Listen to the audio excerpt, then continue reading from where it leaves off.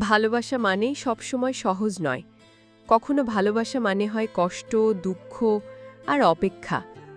কিন্তু যদি সেই ভালোবাসা হয় পবিত্র, আল্লাহর রহমতে একদিন তা পূর্ণ হয়। আজ শুনুন এমনই একটি গল্প, অপেক্ষার ভালোবাসা। মদিনার এক কোণে থাকে গরিব যুবক ইব্রাহিম।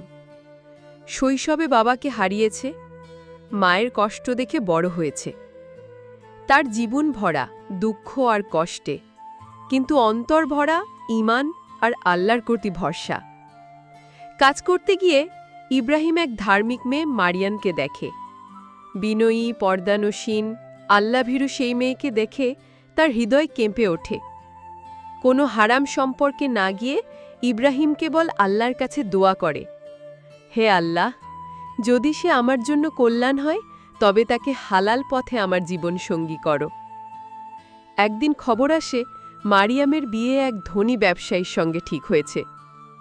খবরটা শুনে ইব্রাহিম ভেঙে পড়ে। রাতভর সিজদায় কেঁদে বলে, হে আল্লাহ, আমার হৃদয় ভেঙে গেলেও আমি তোমার ফয়সালায় সন্তুষ্ট।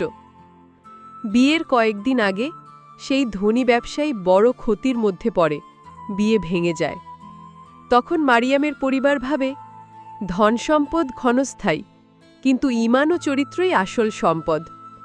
তারা অবশেষে ইব্রাহিমকেই জামাতা হিসেবে গ্রহণ করে। বিয়ের দিন ইব্রাহিম আর মারিয়াম আল্লাহর নামে এক হয়। অশ্রুসিক্ত চোখে তারা বলে, কষ্টের পর সহজই আছে। এই গল্প থেকে আমরা শিখি, ধৈর্য, দোয়া আর আল্লাহর ওপর ভরসা কখনো বৃথা যায় না। ভালোবাসা যদি হয় পবিত্র, আল্লাহ একদিন সেই ভালোবাসাকে হালাল পথে পূর্ণ করেন।